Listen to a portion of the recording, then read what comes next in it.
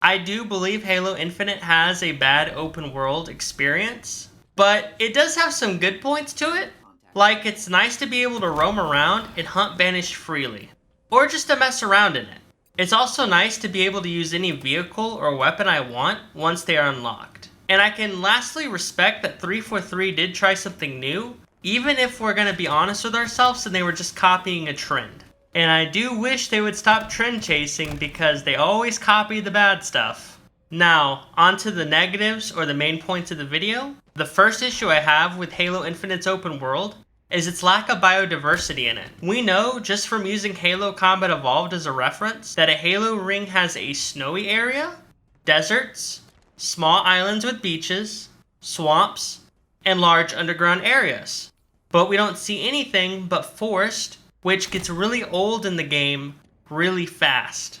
The lack of biodiversity comes from the fact that Halo Infinite is a mess of a game that had a lot of development issues. And it would have been better to have made a linear campaign with more diversity in it, in my opinion, since they couldn't handle making a proper open world game in the Slipspace engine.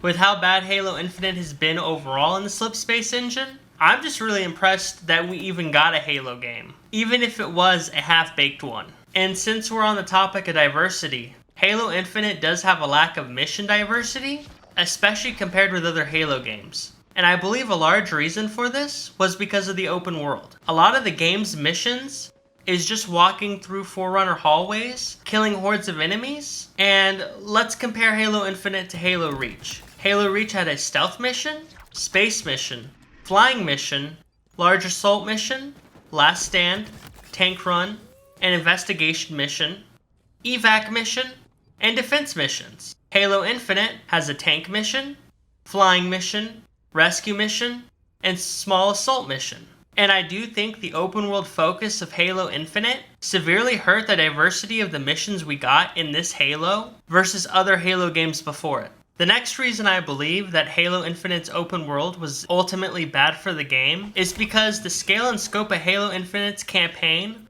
was affected by that open world. I believe that's why most questions we may have had have only really been answered by the books, because after beating Halo Infinite's story on Legendary, I don't even know why the Banished want Zeta Halo, how the UNSC got attacked or arrived on Zeta Halo, what happened to the Infinity, and what happened after Halo 5 to Team Osiris and Blue Team. And I do know they have audio logs, but they are a poor way to explain story details that should have just been answered in the story itself. In my opinion, audio logs should be like stuff for extra information or just extra storytelling, not to actually tell you important story pieces that should have been in the campaign. And I think that's also just a 343 problem, because you gotta remember, Halo 4, Halo 5, and Infinite are supposed to be a part of a cohesive story, but every new Halo game they make feels like they are rebooting the series because they are.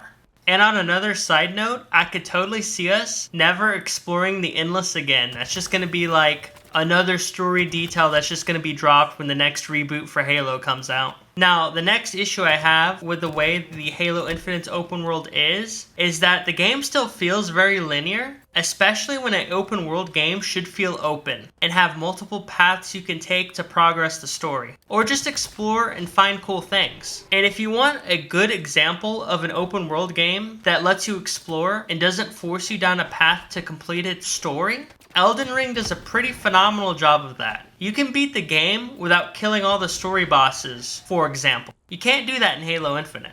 Honestly, the open world aspect of Halo Infinite is so linear that it feels like at times the open world is just a replacement for a loading screen, because the open world and the story elements are kind of disconnected from each other, and I wish they were able to integrate more of the open world into the story. And that's just because of how linear, again, the open world is. Now, on some more negative points of Halo Infinite's open world, is that because of the scale and scope they were going for, a lot of things got cut that would have made the open world better, like being able to explore the whole map, because a decent amount of it is inaccessible even after beating the game. Also, more wildlife in the open world would have been really nice. Minus the birds in the distance and the squirrel things that come out of the ground would have been great. And just to cut the list of more minor complaints short, just anything from that 2018 trailer should have been in the game.